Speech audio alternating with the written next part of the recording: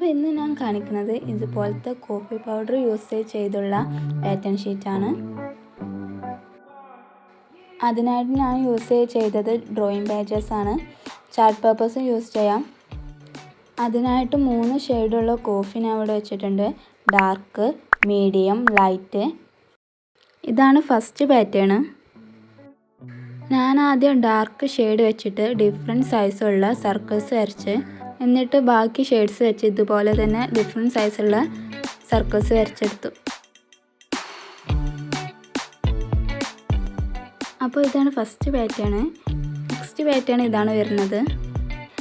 ഇത് ചെയ്തത് ആദ്യം ബ്രഷ് ഡാർക്ക് ഷെയ്ഡിലൊന്ന് ഡിപ്പ് ചെയ്തിട്ട് കൈ വെച്ചിട്ടൊന്ന് തട്ടി കൊടുക്കുകയാണ്. സ്പ്രേ ചെയ്യണ പോലെ കൈ വെച്ചിട്ടൊന്ന് ചെയ്യുക. ഫുൾ പേജ് അതുപോലെ ചെയ്യണം.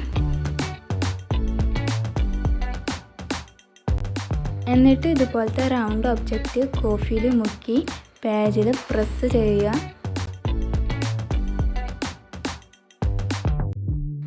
ഈ ഒരു പാറ്റേൺ കംപ്ലീറ്റ് ആയിട്ടുണ്ട്. നെക്സ്റ്റ് പാറ്റേൺ നോക്കാം. നെക്സ്റ്റ് പാറ്റേൺ ഇതാണ്. ഇത് ചെയ്യുന്നത് ആദ്യം പേജിൻ്റെ സൈഡിൽ ഒരു സെമി സർക്കിൾ വരച്ചിട്ട് അതിന് ചുറ്റും പല ഷെയ്ഡ്സ് ഉപയോഗിച്ചിട്ട് ആർക്ക് ഷേപ്പ് വരച്ചെടുത്തു.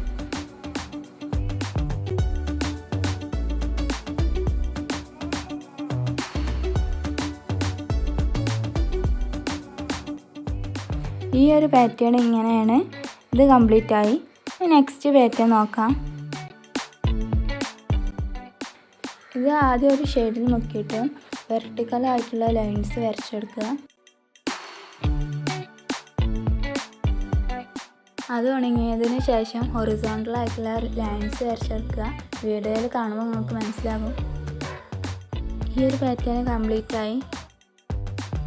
അപ്പോൾ ഇന്നത്തെ വീഡിയോ ഇത്രയേ ഉള്ളൂ. വീഡിയോ ഇഷ്ടപ്പെട്ടാൽ സപ്പോർട്ട് ചെയ്യുക.